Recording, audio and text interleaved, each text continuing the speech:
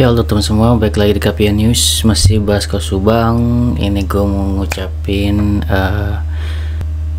innalillahi wa inna ilaihi rajiun, telah berpulang ke rahmatullah Pak Edi ya teman-teman, Pak Edi Soekarno, yang kita ketahui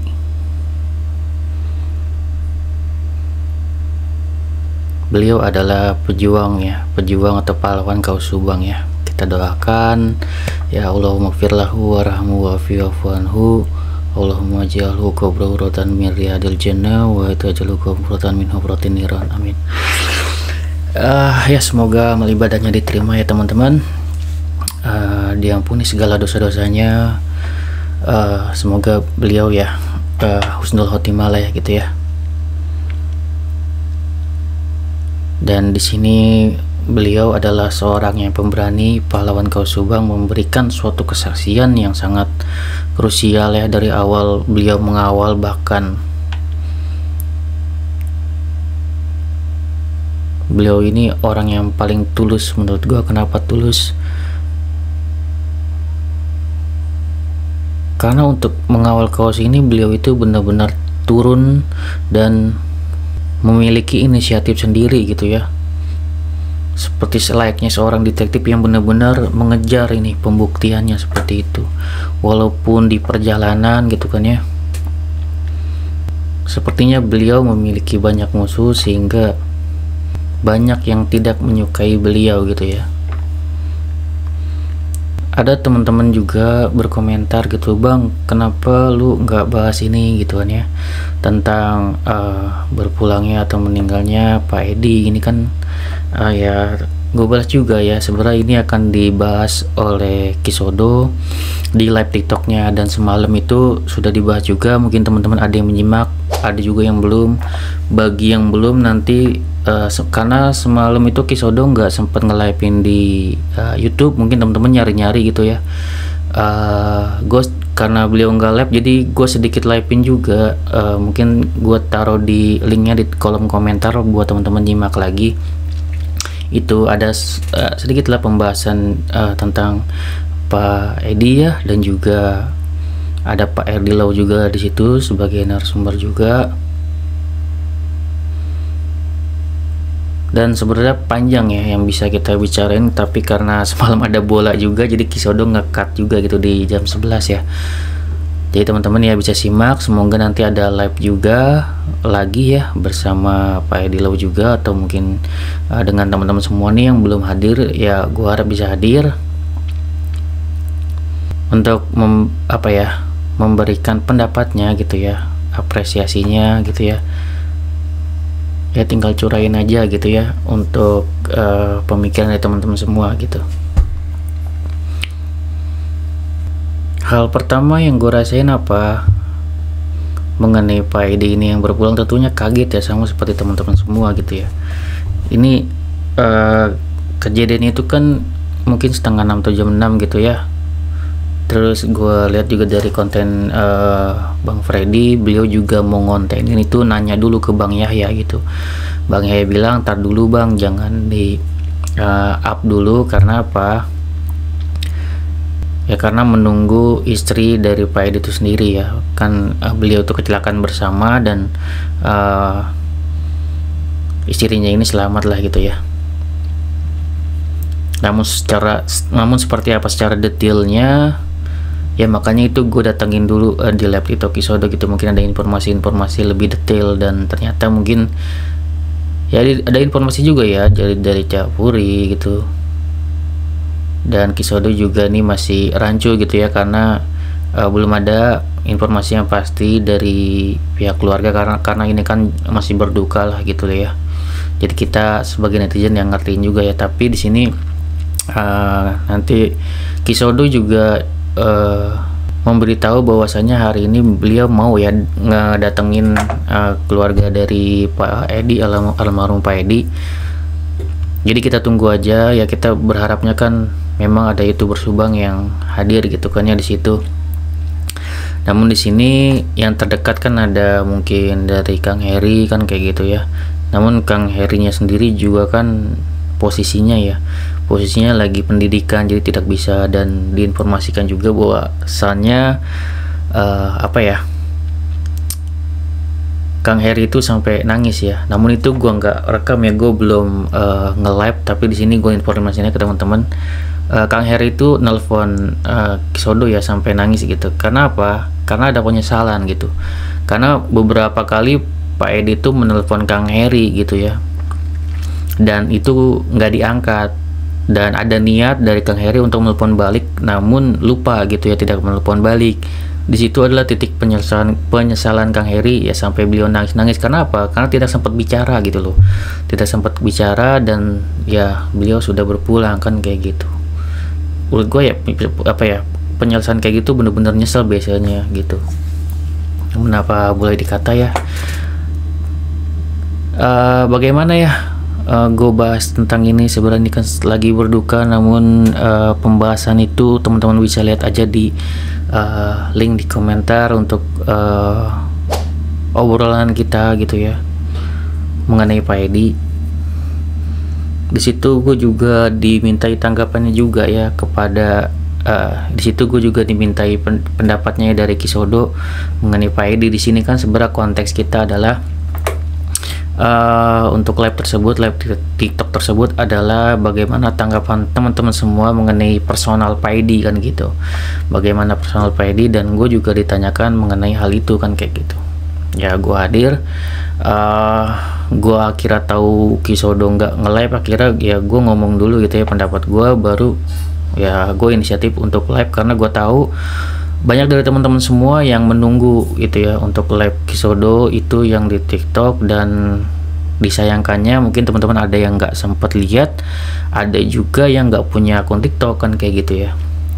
Jadi gue inisiatif untuk sedikit merekam gitu ya sebelah habis gue berbicara pendapat gue gitu ya tentang Pak Edi. Jadi apa bang menurut lu tentang Pak Edi ini ya mungkin kita bahas ini dulu ya, pendapat tentang personal Pak Edi ya. Ya di situ gue berkata ya, atau menjawab pertanyaan dari Kisodo, bahwasanya menurut gue pribadi almarhum Pak Edi ini adalah orang yang sangat berani gitu ya, dan bisa menjadi panutan atau contoh bagi anggota-anggota kepolisian lainnya. Karena apa? Karena beliau ini berani benar-benar untuk apa ya, berkata suatu hal yang benar kan kayak gitu. Dari awal beliau ini benar-benar turun tangan langsung menemukan barang bukti mengenai motor misalkan yang berdarah, tapi kok ada keanehan kejanggalan yang diperiksa, kok motor yang bersih yang tidak berdarah kan kayak gitu. Mengenai CCTV juga beliau lihat secara langsung, dan itu yang dikatakan oleh pemilik dari CCTV tersebut bahwasanya itu adalah Bu Mimin, bukan kata Pak Edi langsung kan kayak gitu. Dan itu dicek juga secara inisiatif ya, jadi beliau ini seperti inisiatif detektif gitu kan ya, untuk mengecek sendiri kebenarannya. Diceklah dari plat nomor tersebut ke Samsat, dan ternyata itu memang milik dari tersangka kayak gitu. Namun seperti apa gitu kan ya, itu kan seperti apa kebenarannya ya, tentunya ya susah juga nih kita. Makanya gue sangat kaget juga gitu ya dengan kejadian ini gitu ya. Yang gue ingat kemarin kayaknya apa ya, Pak Edi baru ngasih pernyataan ya di, kalau nggak salah di channel Kang Yahya gitu ya. Jadi ini sangat apa ya, tiba-tiba dan mengagetkan gitu. Dan beliau adalah juga orang yang sebagai saksi kunci di kasus Subang ini gitu. Saya secara personal ya gue beranggapan seperti itu. Beliau adalah orang yang berani dan patut dijadikan contoh untuk anggota kepolisian lainnya, bahwasanya ini loh orang yang seperti ini gitu ya. Ya gue menyampaikan juga di live Kisodo tersebut ada harapan gue di situ ya, selain ya tadi gue menjelaskan tentang pribadi Pak Edi yang sangat luar biasa. Harapan gue adalah kesaksian Pak Edi ini semoga ada yang melanjutkan gitu, semoga dari teman atau rekan kerja beliau dulu gitu kan ya, bisa tergugah hatinya, ingin bisa melanjutkan gitu ya perjuangan dari Pak Edi ini gitu. Kalau kita sebagai netizen nih, gue misalkan sebagai YouTuber, Kang Yahya juga sudah berkomitmen, Kang Freddy juga Kisodo, kita sudah sangat tegas gitu kan ya, akan melanjutkan tentunya kita ya perjuangan dari Pak Edi ini gitu. Suara beliau kita akan mensuarakan terus. Tapi ya harapan gue seperti itu ya, semoga ada orang lain yang benar-benar tahu juga tentang kasus ini. Apalagi juga Pak Edi juga pernah bilang bahwasanya kan yang untuk foto tersebut dikirimi ya ke Pak Asep ya, dan juga sangat disayangkan rekan-rekannya ya yang ia kirimi foto tersebut, ia tidak mengakui ya, seolah-olah menutupi gitu untuk kasus ini. Ya itulah ya teman-teman, agak susah juga jika ada orang yang ingin mengungkit kebenaran itu kan, jadi kalau musuhnya adalah oknum kepolisian jadi agak susah gitu. Makanya di sini ya Pak Edi itu pesan terakhirnya seperti itu gitu ya, untuk sering-sering up gitu loh mengenai CCTV tersebut dan segala macam gitu kan ya, yang beliau sudah utarakan gitu. Hal ini sudah diungkapkan juga oleh Kang Yahya, sudah diungkapkan juga oleh Kang Freddy, sudah diungkapkan juga oleh Bang Tovan gitu kan ya. Ya Pak Tovan sendiri pernyataannya seperti itu ya, ada ketakutan dari Pak Edi gitu, bahkan seling berkomunikasi juga dengan Pak Tovan gitu kan ya, ya mengharapkan ada perlindungan kan seperti itu. Dan di live tersebut juga ada Bu Ayu yang menyatakan hal yang sama gitu ya, bahwasanya sebenarnya dari Pak Edi ini tidak mau banyak speak up karena banyak nanti yang tersinggung gitu. Beliau juga sedang mempertahankan atau menyelamatkan diri sendiri untuk tidak banyak menyinggung, dan beliau akan hadir di persidangan aja gitu. Itu beliau sudah wanti-wanti gitu, takut terjadi apa-apa gitu dengan beliau juga gitu. Beliau ada kekhawatiran. Mungkin kekecewaan dari teman-teman semua adalah mengapa beliau tidak dilindungi LPSK segala macam gitu ya. Ya kalau kepolisian sudah pasti melindungi para saksi ya teman-teman. Namun sepertinya masih kurang gitu kan ya. Karena apa? Ya karena ada kekhawatiran beliau tuh ngerasa diikutin segala macam gitu kan. Namun bagaimana Bang tentang meninggalnya beliau ini? Apakah benar-benar wajar atau enggak, ataukah ada indikasi kejanggalan kan gitu dalam tanda kutip gitu ya. Sebenarnya itu juga dibahas di live TikTok tersebut, teman-teman tinggal nonton aja, linknya di bawah di kolom komentar.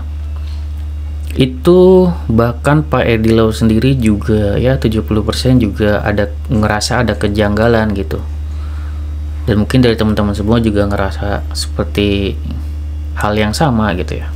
Di situ juga namun ada penjelasan juga mungkin dari Kisodo ya, bahwasanya ada informasi bahwasanya ini serangan jantung gitu ya, kemudian ya oleng gitu sedang naik motor kemudian terjatuh gitu.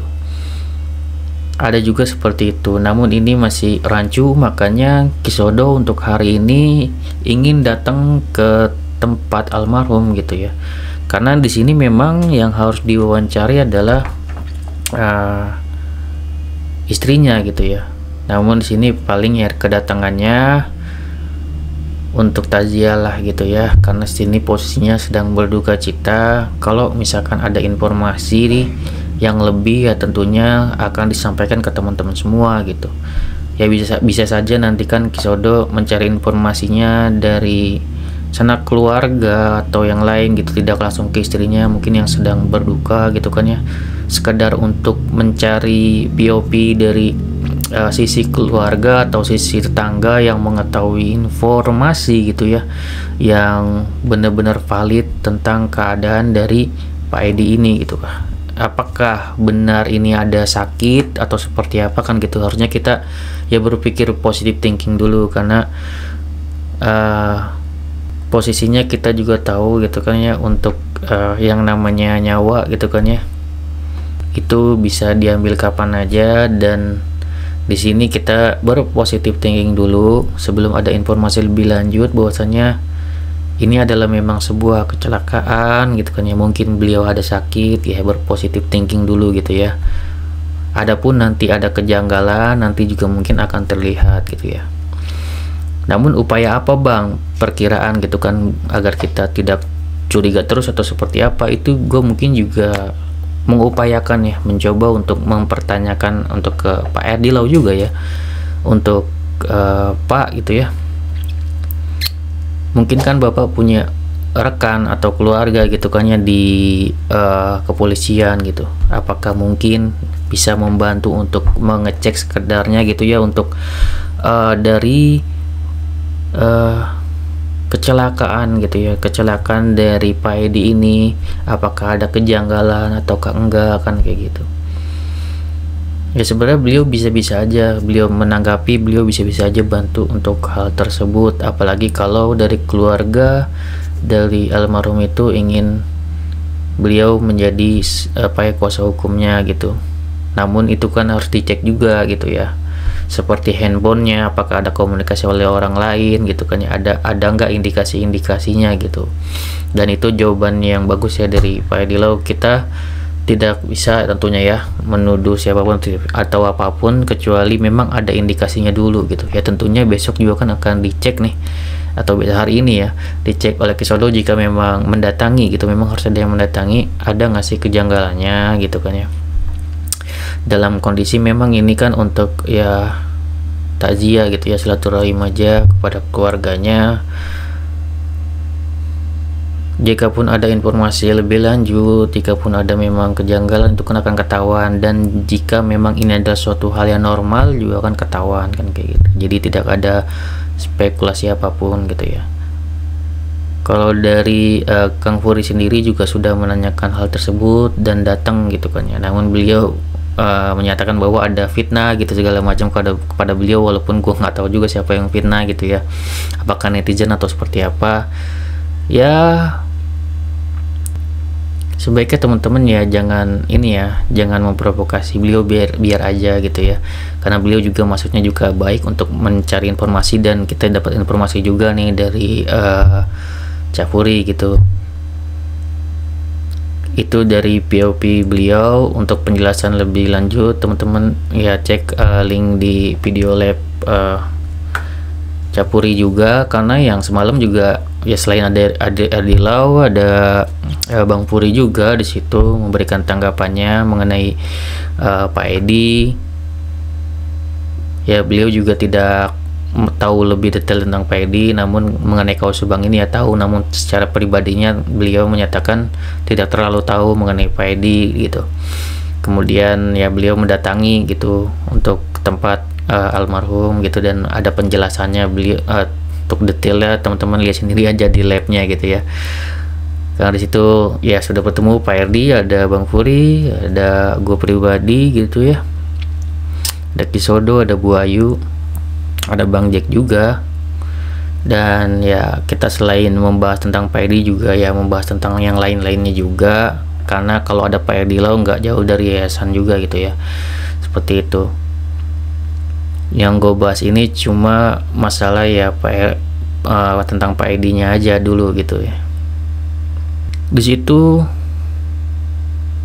ada sebuah pertanyaan juga ya, gue lupa dari Bang Sasena atau siapa menanyakan ke Pak Erdilau, Pak, ini kesaksian dari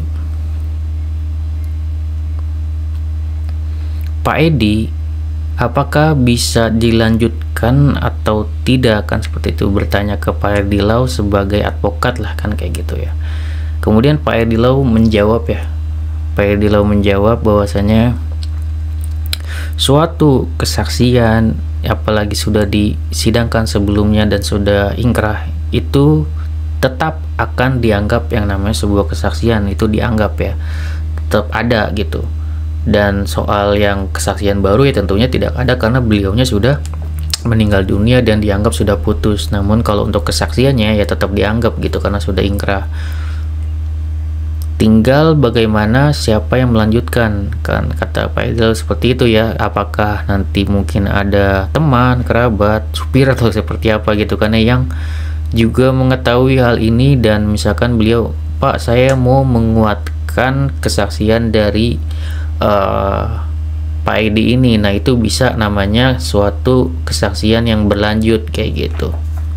Jadi seperti itu ya, kesaksiannya bisa berlanjut dan itu yang gue harapin. Makanya di situ gue juga menyatakannya seperti itu aja ya. Gue harap ada yang tergugah hatinya gitu ya dari rekan Pak Edi, dari teman Pak Edi yang mengetahui hal ini gitu kan ya. Apalagi yang di WA gitu kan ya oleh Pak Edi diberikan nih barang buktinya. Ya gue harap bisa tersentuh hatinya untuk speak up gitu. Ya kalaupun gak ada ya tetap ya kita andal dan cuman bisa berdoa ya sebagai netizen teman-teman. Semoga ada yang tersentuh hatinya yang mengetahui hal ini, terutama yang diketahui Pak Edi gitu ya, mau speak up karena runutan Pak Edi ini sangat panjang yang ia ketahui gitu. Dari olah TKP ya, menemukan barang-barang bukti di TKP, kemudian juga melihat CCTV, dicek juga di Samsat gitu. Jadi panjang gitu sampai dia mengirim foto kepada rekan-rekannya di WhatsApp, tapi ya rekan-rekannya tidak ada yang mengakui kan seperti itu ya. Soalnya beliau mau mengungkap kebenaran namun ya banyak dimusuhin seperti itu, dan beliau juga kan menyatakan banyak diteror gitu ya, selalu merasa diikuti seseorang kan kayak gitu. Itu yang membuat teman-teman semua sangat wajar dan normal untuk mencurigai gitu, karena terakhir berkomunikasi dengan Pak Taufan juga seperti itu gitu. Ada rasa nggak aman, ada rasa ya ada yang mengikuti, itu kan membuat kecurigaan gitu ya. Tapi di sini gue pribadi ya masih berpositif thinking walaupun ada kecurigaan ke arah tersebut gitu ya. Mungkin dari teman-teman semua juga ya, sebelum ada yang namanya petunjuk-petunjuk memang arahnya ke situ ya, kita berpositif thinking dulu. Ini adalah sebuah kecelakaan biasa, ini adalah sebuah mungkin memang ada penyakit sesuai kata Kisodo, ada jantung gitu kan ya. Namun Kisodo juga akan memverifikasi sendiri dan datang langsung ke tempat almarhum gitu untuk melihat ini, jangan rancu gitu, ada kebenarannya gitu, langsung ke tempat almarhum gitu kan ya. Jadi ada kejelasan nih, tidak ada kecurigaan lagi dari kita semua mengenai berpulangnya atau meninggalnya Pak Edi ya teman-teman. Mungkin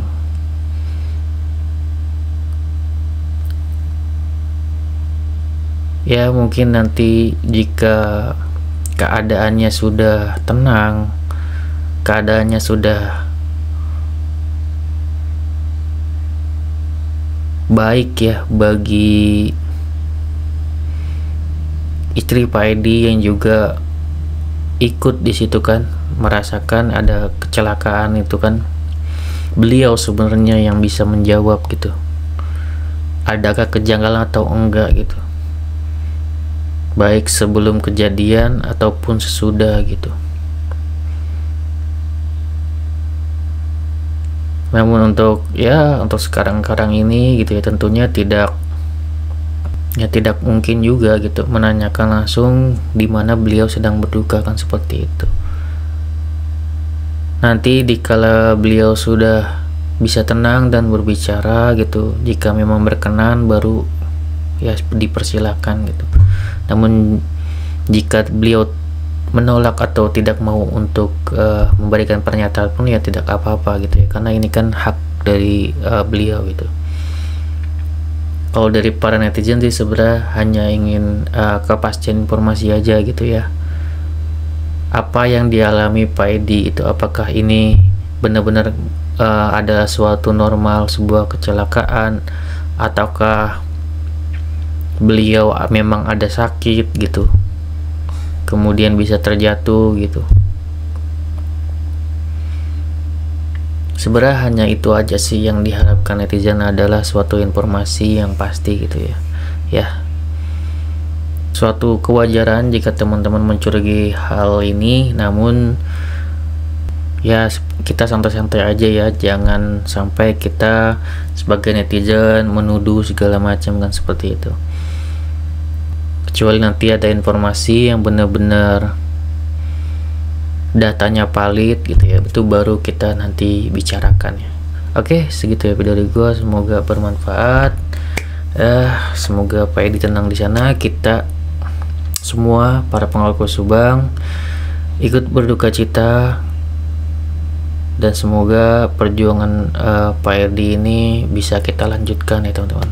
Oke, segitu video dari gua, semoga bermanfaat. Wassalamualaikum warahmatullahi wabarakatuh. Sinas dan teman.